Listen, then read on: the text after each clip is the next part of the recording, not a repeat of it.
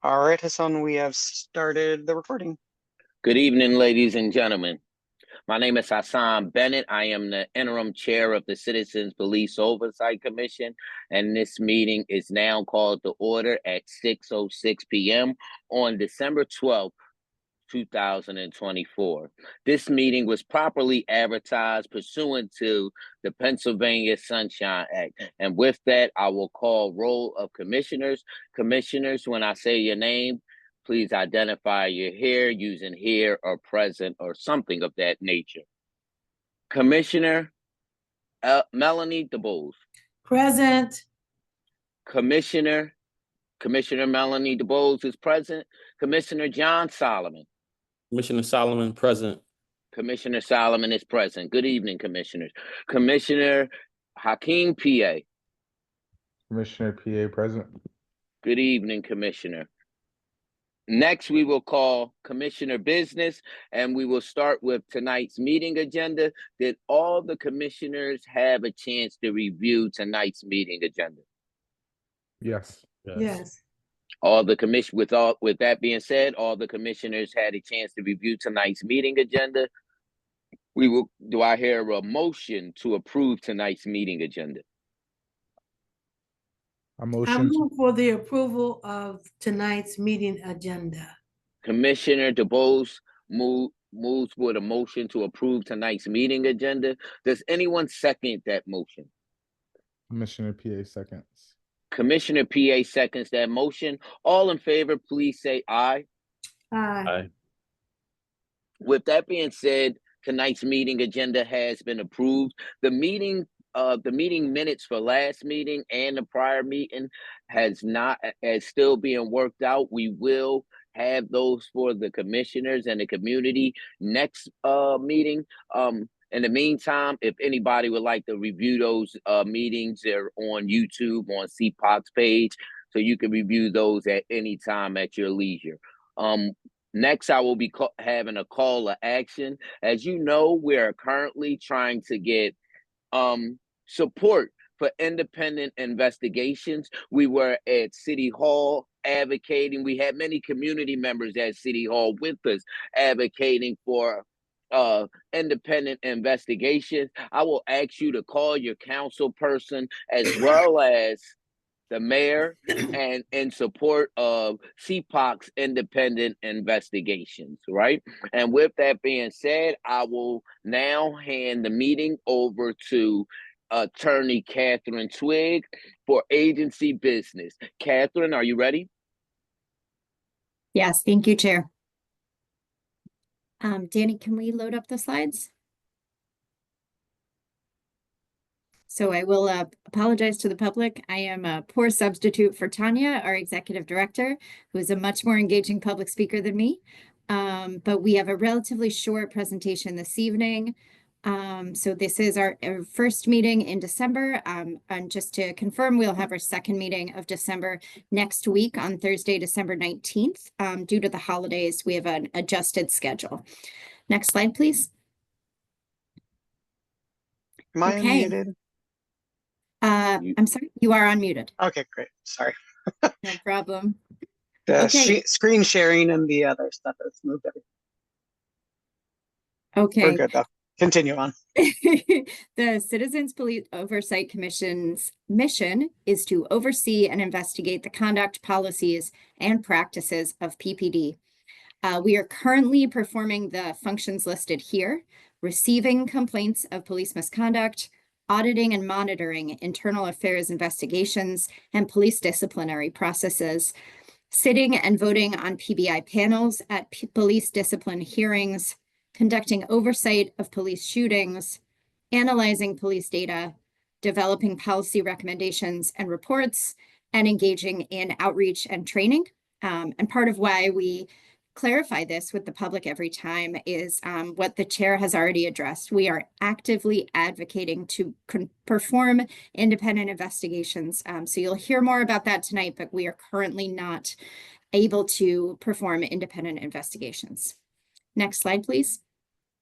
Okay, and this leads into something Director McClary has been touching on recently. Why is civilian oversight necessary? So here it protects human rights, promotes constitutional policing, increases public confidence and trust in the police, builds bridges between law enforcement and the public, supports effective policing, ensures greater accountability, and enhances risk management. Next slide, please. Perfect. And now I'm going to turn over to Nick Cotto, the director of our investigations unit. Thanks, Catherine. Good evening, commissioners. This will be the portion on the investigation unit's activities in November 2024. The first portion we have is about the police shootings update. In November 2024, there was one police shooting of a person, which brings the year-end total in 2024 to 13 police shootings. Just to note, I think the last month that number was something like 9, which was a miscalculation on my part. So it should have been 12 last month, and that brings November to 13. You can see there's a link in this slide to the website that gives the update to the public on police shootings shortly after they occur. Could we please go to the next slide? Thanks. All right, so we'll get into the police shooting in November, which occurred on November 10th, 2024. And this one we have down as the 5400 block of Chancellor Street, but also in the course of this incident, there was a related police shooting on the 5200 block of Woodland Avenue. And so I'll just spend a couple minutes summarizing what had happened during that incident. An individual had called 911, reported a domestic disturbance involving a man who reportedly fired a gun inside of a home at 5400 block of Chancellor Street. Before the police arrived, the man had exited the home with a gun. He had pointed it at some bystanders who were on the street and demanded the bystanders' property. Allegedly, according to some reports, the man tried to fire the gun, but it did not fire. After this, officers responded to the block, and the man pointed the gun at the officers. One of the officers fired one round, and that struck the man in the foot. After he was shot, the man got into a nearby car that was on the street and started driving. A number of police officers chased him, and they chased him southbound to the 5200 block of Woodland Avenue. Once he got to that block, the man got out of the car. He had the gun and fled into an empty lot that was nearby on the block. 2 officers fired at him and struck him. A separate set of officers transported that man to the hospital, and he was pronounced deceased. So we've received a good deal, as you may expect. An incident like this generates a good deal of material, which we have received and have combed through with some detail. I'll pause there to see if the commissioners have any questions about this police shooting.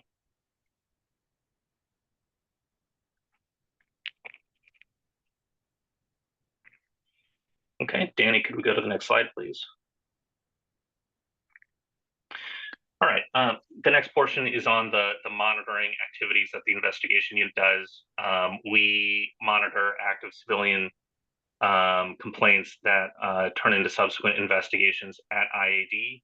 These include complaints that come first to CPOC and are then referred to IAD, and a number of complaints that are filed directly with IAD that we identify as potential cases that we want to monitor.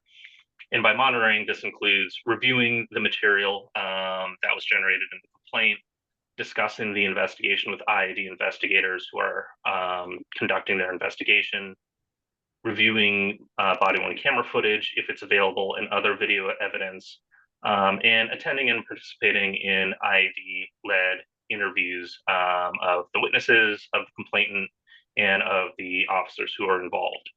We also provide subsequent analysis and recommendations after the IAD investigation has wrapped up its interviews. Could we go to the next slide, please? Thank you. So we continue to monitor a number of cases, which include complaints alleging violations of the Fourth Amendment, which is search and seizure, complaints alleging lack of service by officers, complaints alleging unprofessional conduct, and complaints alleging physical abuse by officers. So that bucket of cases are unjustified uses of force. If we could go to the next slide. Thank you. So the last, actually, before I get into this, I'll pause here to see if there are any questions about any of the cases that we've been monitoring in November.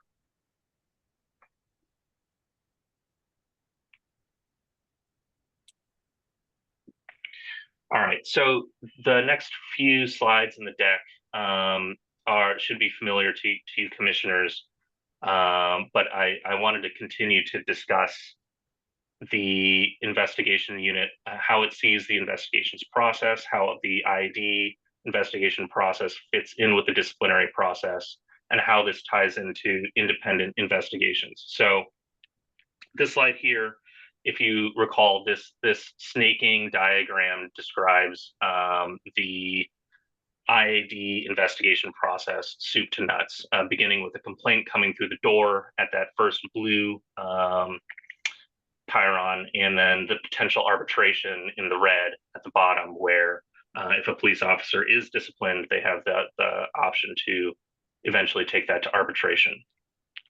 As you'll see, the second figure is the investigation, which follows directly from the complaint.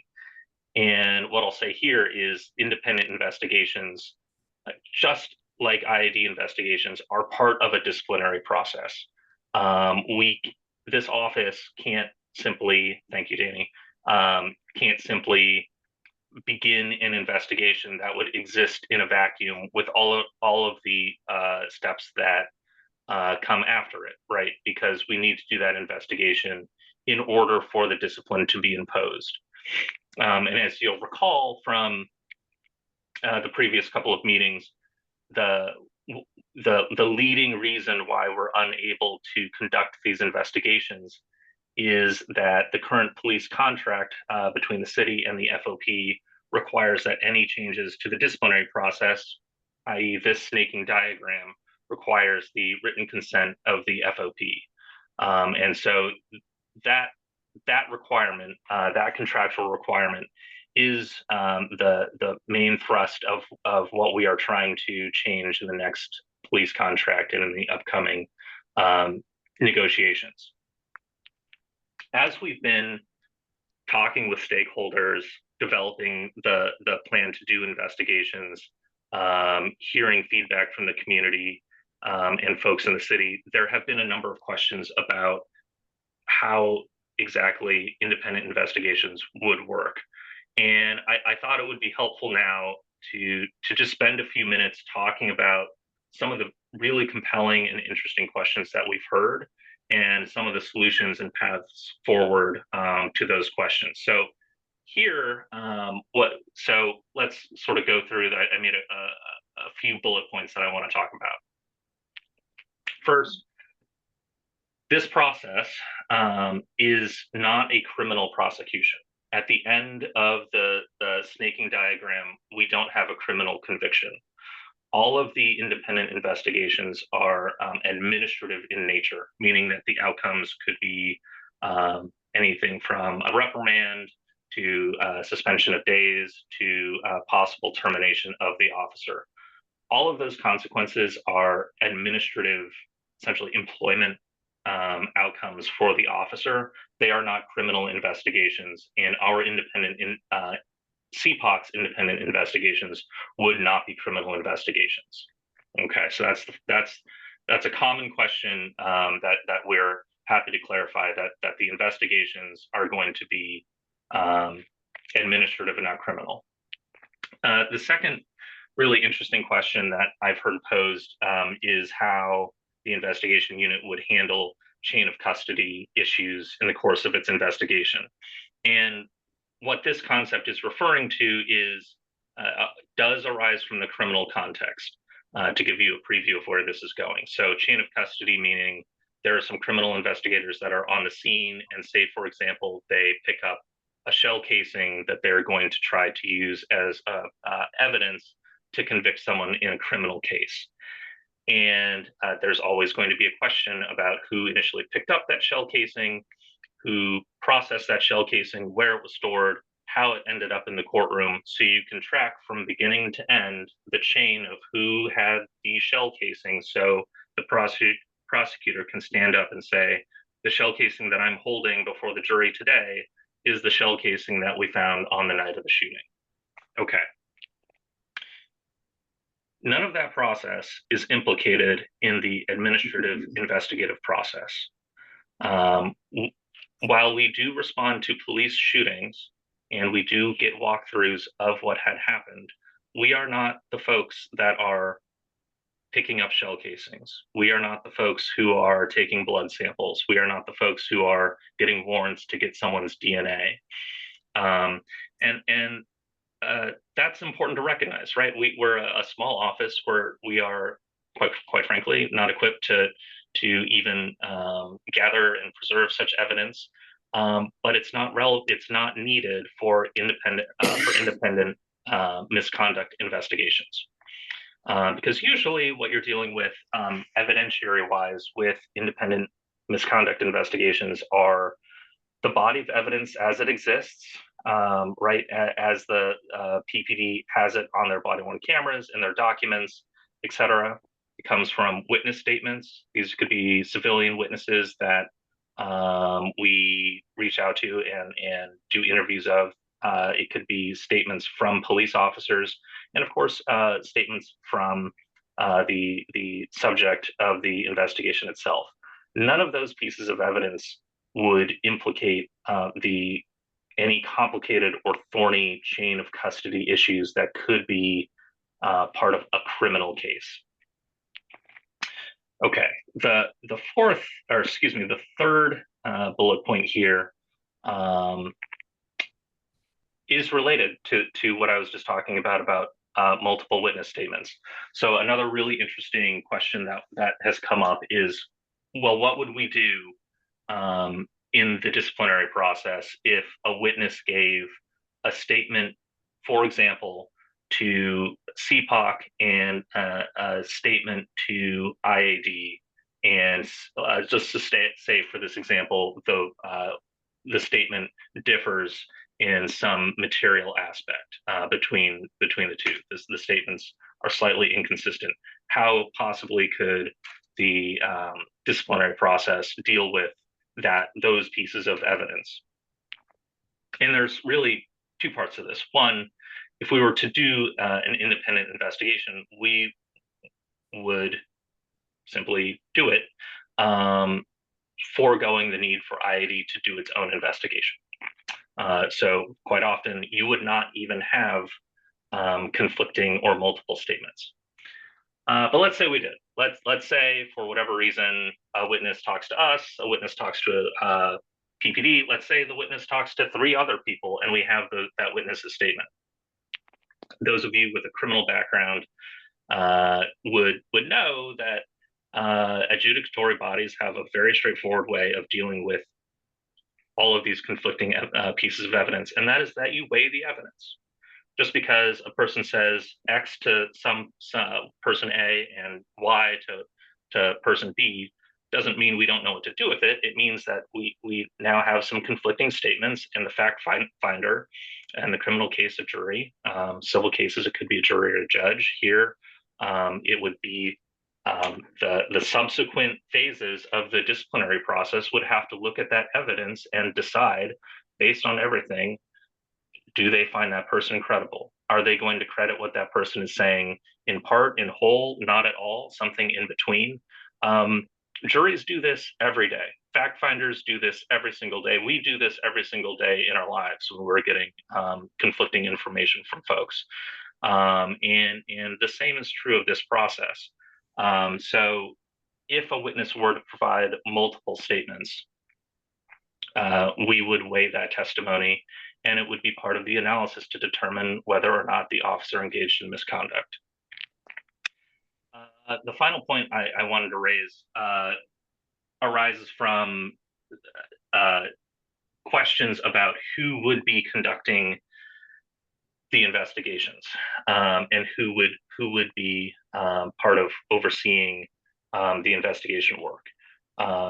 And I'm very happy to say, certainly I would be involved in those investigations. I have years of investigatory experience. I am a lawyer. I'm very well versed with dealing with evidence, weighing the evidence, and providing objective analyses of rules, laws, and standards to the facts that are in any given case.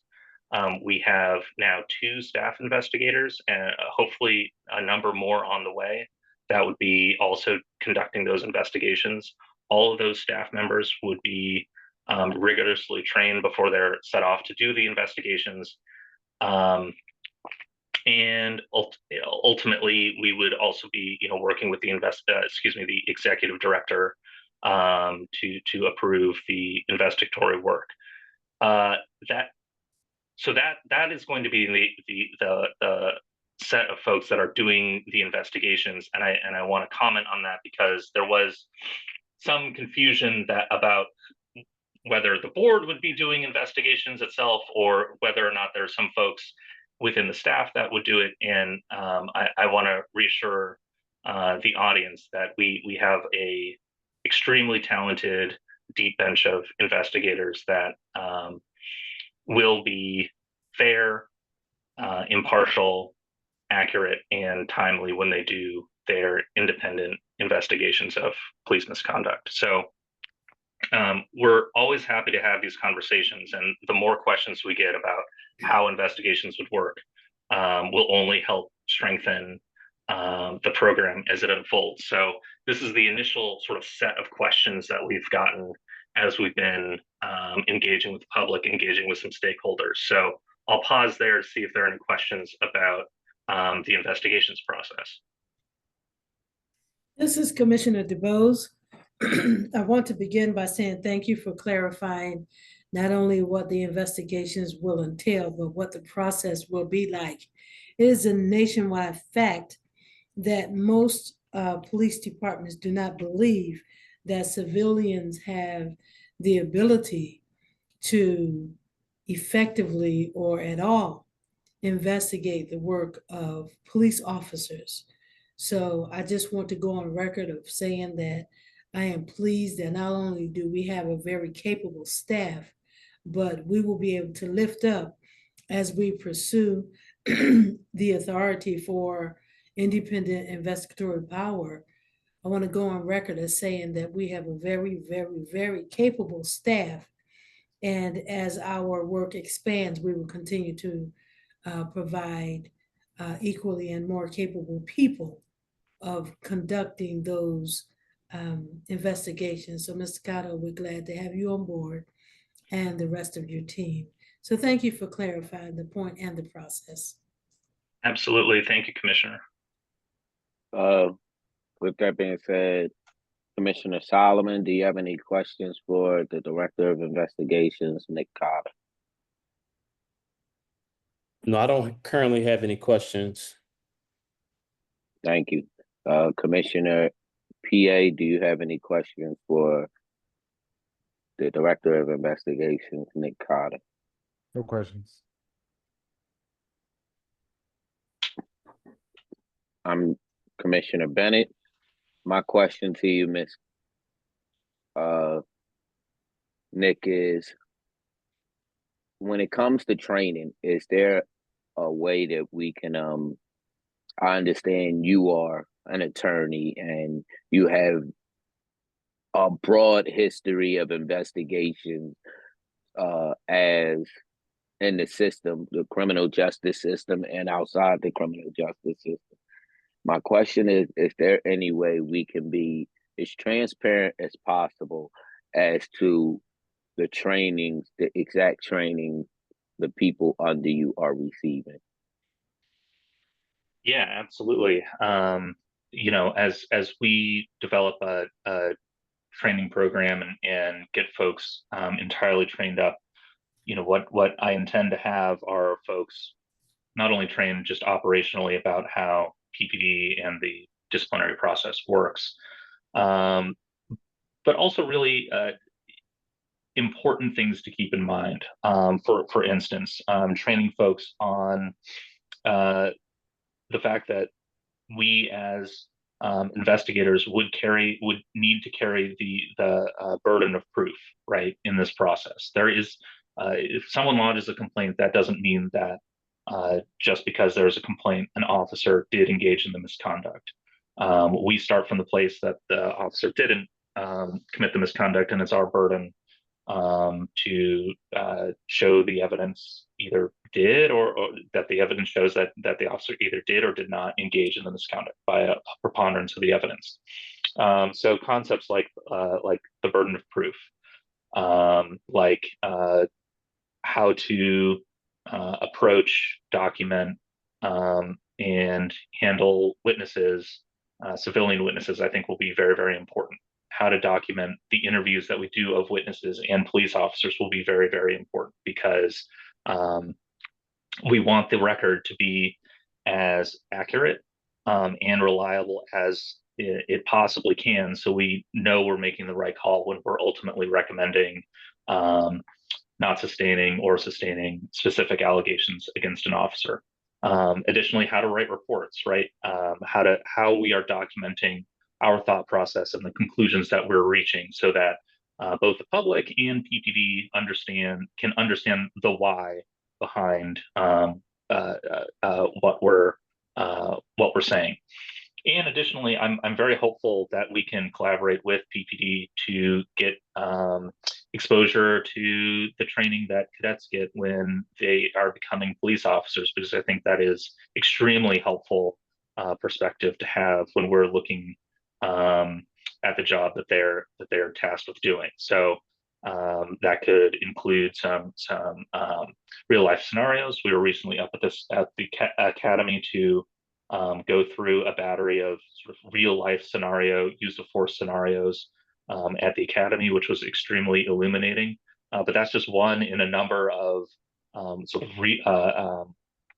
real life training exercises that I'm hopeful that we can continue to do at PPD to supplement the sort of structural, rigorous, analytical piece that will be part of the training. But yes, without having to go through every single training thing, that's certainly my hope is to be able to report to the commissioners and to the public that every investigator before they're handed a case is subjected to quite a rigorous curriculum of investigative training.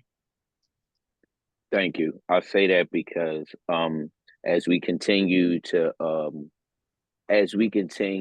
advocate for independent investigations, we continue to say our investigators will be trained, our people will be trained as we handle CAT investigations. So I think a comprehensive explanation or detailed list of training as we move forward helps us in our advocacy for independent training.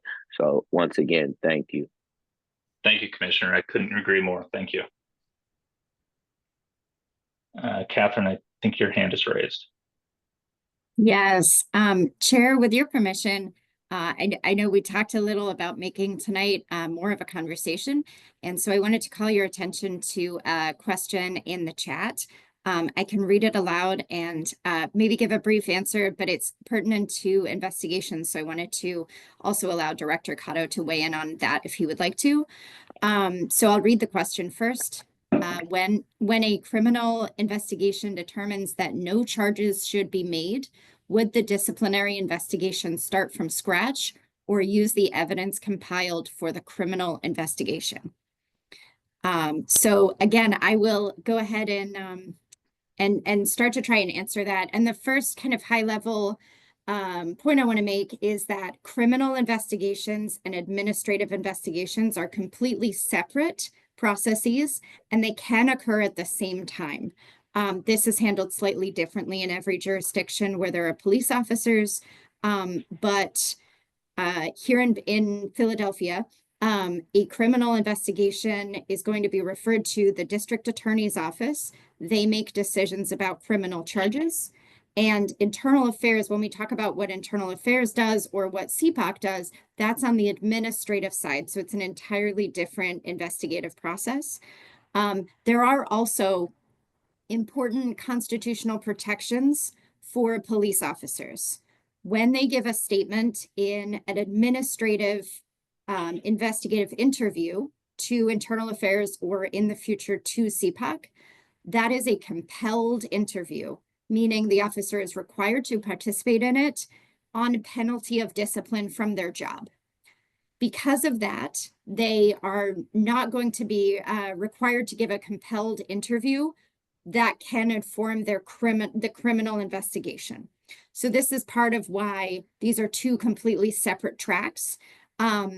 If something arises in the administrative process that hasn't previously been identified as a criminal allegation, then we can make a referral to make sure that the DA's office can consider the matter, but the compelled statements are protected because they're compelled as part of the individual's job, essentially.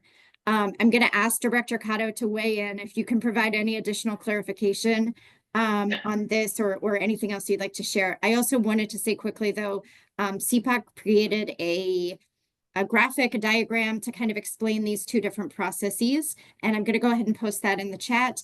I think that we created this last fall in the wake of the fatal shooting of Eddie Irizarry, because as you know, former police officer Mark Dial was criminally charged in that case. And also there was an administrative review of his conduct. So that context was helpful for us to explain these two parallel but separate processes. Director Cotto. Yeah, thanks, Catherine. All I'll do is apply exactly what you said to a specific example of how this happens with police shootings, and hopefully that'll sort of illuminate this distinction. So the way this works in Philadelphia is if there is a police shooting, there are a set of folks from PPD who respond specifically to investigate that criminal element. So the question that they're answering is, did the officer commit a crime when they shot the person who was shot? So they're conducting a criminal investigation. And if you think of any police criminal procedural show that you've watched in the last ever, you'll know that those criminal investigators, of course, want to speak with the person who fired the gun, and that person oftentimes doesn't speak to the police, citing their Fifth Amendment privileges to not incriminate themselves. Those same protections apply to police officers. So the person who's doing that criminal investigation can't compel the subject of that investigation simply because they're a police officer. That police officer can say, I invoke my Fifth Amendment right to not incriminate myself and not speak to that criminal investigator. Okay. That doesn't mean the criminal investigator isn't doing anything. They're there, they're collecting forensic evidence, they're doing other interviews with witnesses, they're taking scene photographs, all the other things that you would expect that criminal investigator to do, they are doing. While that is happening in Philadelphia, there is a parallel administrative question. So this is a separate set of folks. They also get a call when there's a police shooting. And the question put to those folks is, did the officer comply with, or was the shooting within PPD's use of force policy? So it's not a question of whether that the officer committed a crime to the administrative folks. It's a question of whether or not the shooting was in policy. And I think that the question, the member of the public's question had a component about, do they share information? They share information in the following way. The criminal investigator can give their photographs, video, forensic evidence, et cetera, to the administrative folks. And that happens quite often, right? So criminal investigator gets fingerprint, they can send that to the IID investigator. Criminal investigator gets a witness statement, they can send that to the IID investigator. But remember that criminal investigator is not getting the state generally is not getting that statement from the police officer who fired.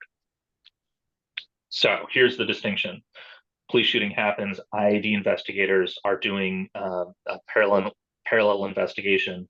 They can, like Catherine said, they can sit that officer down and say, you have to talk to us or we're going to discipline you. And at that point, that officer has to give them a statement about what had happened. And that statement can be used in this administrative disciplinary process.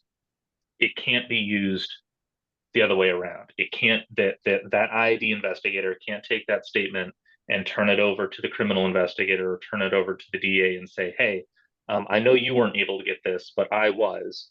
Here's what he said. So there are two separate groups for that precise reason. They do work parallel, and information can flow one way, but information given by the subject of the investigation can't go the other way. So I hope that helps. Sometimes examples help just put some meat on the idea. So I hope that's illustrative to answer the question. I have a question, a follow-up question. Two follow-up questions, should I say. How does this affect, do they have, I understand they have rights in the criminal, right? So the statement can't go over, but as we do these proceedings through the district attorney's office, as well as IA, is there double jeopardy protections? How does that play out? So State and federal. Yeah, well, I don't want to get too over my skis with the difference between state and federal, but the idea of double jeopardy would be that you can't be prosecuted for the same conduct more than once. Mm-hmm. And so here the double jeopardy isn't at issue because you have that initial criminal investigation. They're the ones who are the very beginning of the criminal process, and it can play out. The other team is only related to the administrative question, right?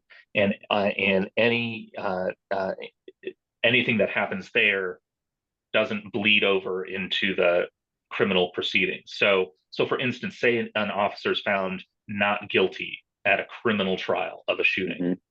That doesn't answer the administrative question in the slightest. The administrative question can proceed independently and can separately conclude that officer's not criminally guilty, but their shooting was not in policy and they need to be disciplined. That absolutely can happen. Answering the criminal question does not necessarily answer the administrative question. Thank you. My second question is, does CAP statements, officer statement, and a CAP investigation or civilian complaint against police or our investigations, right? Can that be carried over to civil? To say, meaning like a separate cause of action. Yes. Can they use a statement in an administrative investigation in a civil case?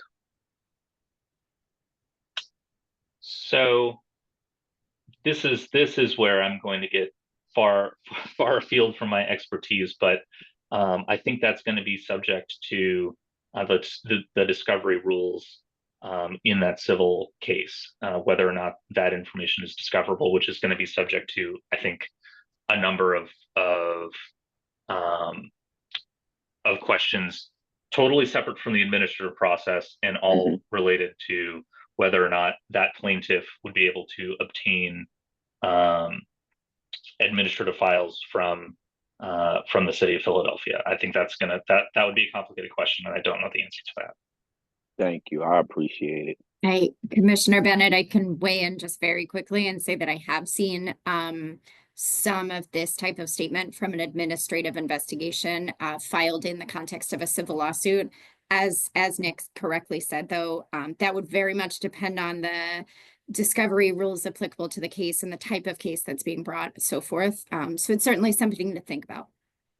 Thank you. I appreciate it. See, Commissioner Solomon has a question. Yeah, I have a question for you, Nick. Let's say a police officer has a history of getting complaints against them for some level of misconduct. And he's going through this investigative process. Let's say all 10 of the complaints are dismissed. Can the public see how many times a police officer has received complaints, even if they're dismissed? That's a good question. Catherine, I'm actually going to punt this to you because I don't know the answer, because my initial reaction is always that investigative records are really difficult to disclose to the public, and so I don't know how that applies if there's a whole host or pattern of dismissed cases or cases that for whatever reason the administrative team thinks lack merit. Yeah, it's a complicated question, actually, Commissioner Solomon.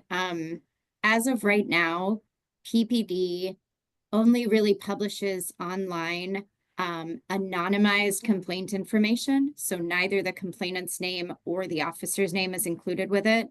And I do think they ultimately update it with the outcomes of the various allegations. But there are also many different outcomes at PPD, right?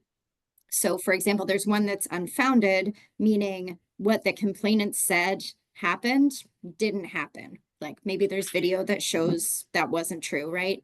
There's also not sustained, which means that there isn't enough evidence to prove what the complainant said, but we are also not sure that it didn't happen.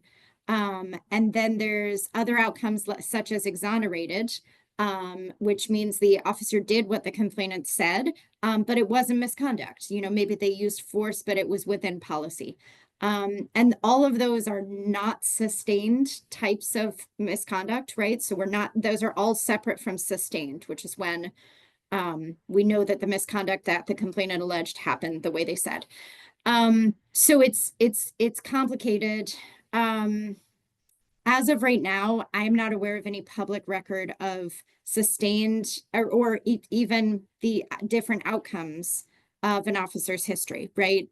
It's possible to get those in some cases, but typically only probably in the case of filing a lawsuit against that officer or having a criminal case against that officer where you would be entitled to their discipline history. And then you might be able to see a complete record of those things. I'm not currently aware of a public place where all of that is available. Does that answer your question? Yes, thank you. I'll only add, if I remember a panel on NACOL talking about the extremely convoluted process to obtain extremely limited records on this question in California, where it could take many requests and many months just to know that in one case, a case was not sustained against an officer in like very specific contexts. And I say that only to say sometimes Pennsylvania's public disclosure laws can be frustrating, and in some aspects, at least, we're not alone. Where at least one other state, we had a whole presentation about how difficult releasing information like this is under various states' laws. So just to provide a tiny bit of extra context there. Thank you, Nick.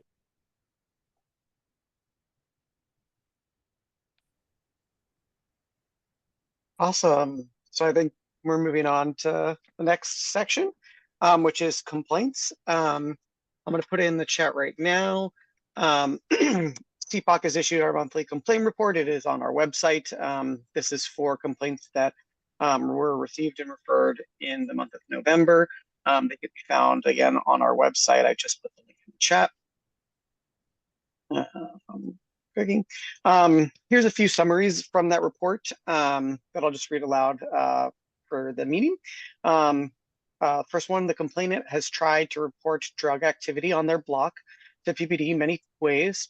They estimate that they have called 911 100 times for this issue over the past few years, in addition to visiting the district to file police reports in person, calling the anonymous tip line, and sending photos and videos of the drug activity to the PPD anonymous online web form for submitting tips. The complainant was frustrated that despite their numerous attempts to reach out to PPD for assistance, they have not heard back from PPD nor seen any law enforcement present on their block to address the constant drug activity. Another complainant submitted screenshots of social media posts from an officer's social media account, which they described as threatening to retired PPD officers. Another complainant witnessed a woman attempt to purchase a coffee from a coffee shop and claimed the woman knocked over something in the store, left the store. The officers then forced the woman to the ground and began searching her. The complainant believes that the use of force was unjustified. Next, moving on to some of our demographic data. In the month of November, we referred 18 complaints to Internal Affairs. You'll see here, this is our collective data of the 184 complaints that we have referred to Internal Affairs in the calendar year of 2024 thus far, as of November. So this just breaks down the race as well as the gender demographics for those complainants. This slide specifically breaks down those distributions for the 18 complaints we referred to Internal Affairs in the month of November. So more specifically for the race and gender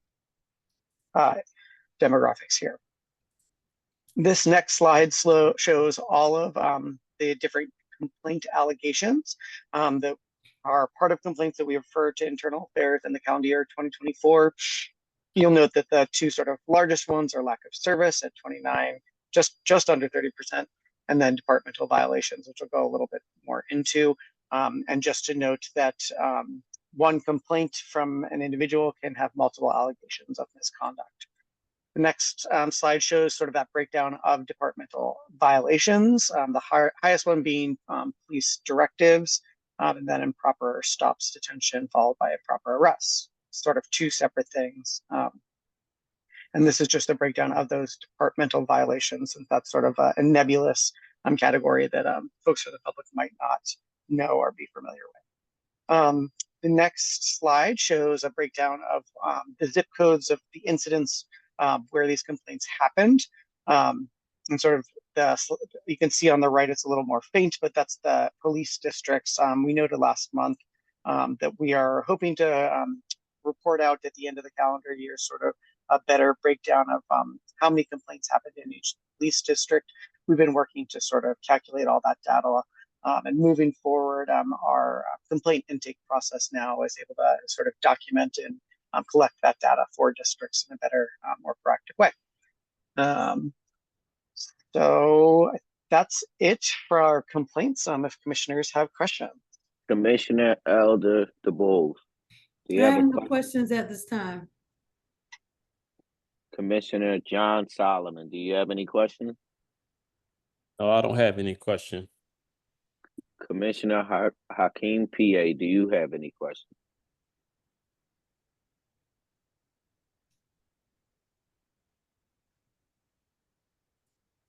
No, sorry. Couldn't get myself off mute.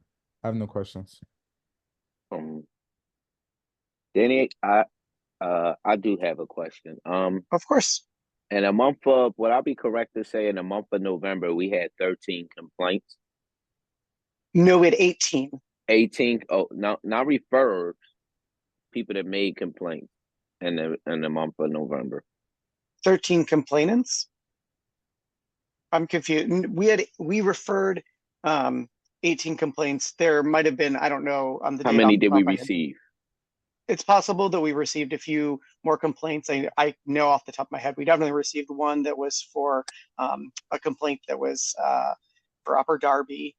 So that's not a complaint we can refer to internal affairs and we submit. But yeah, there's definitely probably like, I don't know the exact number, but probably a few more complaints that we received and we're not able to refer for various reasons, be it they were outside of our jurisdiction, or they might have been, we didn't have enough information and we're unable to reach the complainant to submit the complaint, or it might have been something like SEPTA police or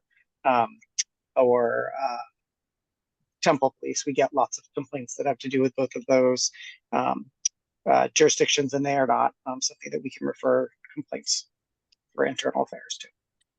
So in reviewing some of the complaints, I've noticed that some of the complaints address, I don't think, a specific officer, but like not a specific officer, but a systemic issue, like not reporting and not reacting and calling, and a lot of call up, not direct interaction complaints. Is there, how can I say this? Are these complaints we would make a referral on rather than do an investigation? I'm trying to figure out how we operate with these complaints. Well, we don't have the power to investigate currently. We refer every complaint that we can to internal affairs. Our job is anyone who files a complaint with us, we will refer to internal affairs, assuming that it doesn't fall out of those jurisdictions, or like if somebody just writes in on our online form and says like complainant, like police are mean, we're not going to refer that complaint over there. Like we need some form of allegation to refer a complaint to internal affairs. My apologies, because I wasn't specific at what I meant when I said refer. Is this something we would make a policy referral for rather than a referral of guilt to innocence or in the process? I mean, there's definitely complaints where we've noticed, for example, illegal lockouts, as well as I think we've seen a lot of complaints. I actually think maybe 2 months ago we brought up there's a lot of data that Janine's unit has sort of noticed involving warrants and improper warrants, and so that we've noticed complaints where, let's say, somebody has police come knock in their door and maybe the individual doesn't even live there anymore. It is somebody who used to live there, but it's an incorrect address. Or we've even had ones where like somebody knocks in a door and it's like a giant apartment complex and there's different units and they have the wrong unit, as well as just like people having the wrong address. So for this question about policy, like, yes, we've looked into certain things where we notice trends and start sort of questioning like, hey, maybe there's a report that we want to focus on, or a project that we want to do like this. Catherine has her hand raised and could probably talk a little bit more, but I don't know that we have given any specific policy recommendations in regards to anything.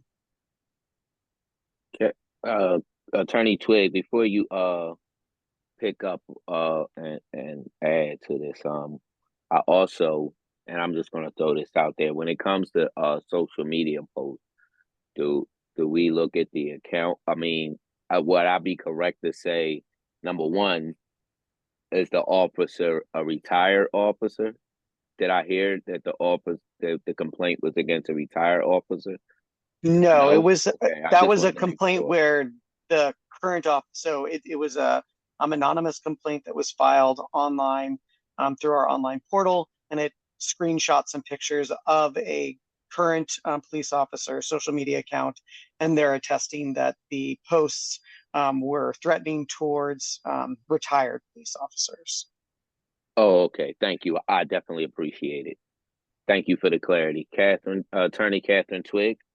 Yeah, thank you for this question. I just wanted to clarify, especially for any members of the public listening, about how we handle things. complainants often don't have complete information when they're making a complaint, so they might not know the identity of an officer or his or her district assignment, right? But we refer every complaint that states an allegation of misconduct. So as long as it's a PPD officer, like Danny said, within our jurisdiction, and it's a type of misconduct, those are all going to internal affairs. So that they can evaluate, whether it falls within something that can be investigated by them. These sort of sometimes complaints are somewhat general, but a complainant doesn't need to have perfect information in order to make a complaint.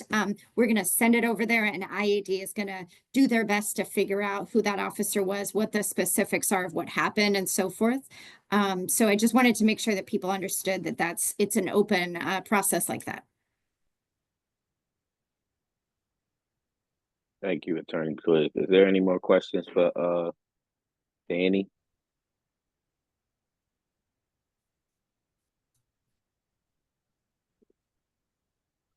Mr. Guy, is there any more? No, I think we can move on to the last section of the next agenda piece. Upcoming meetings.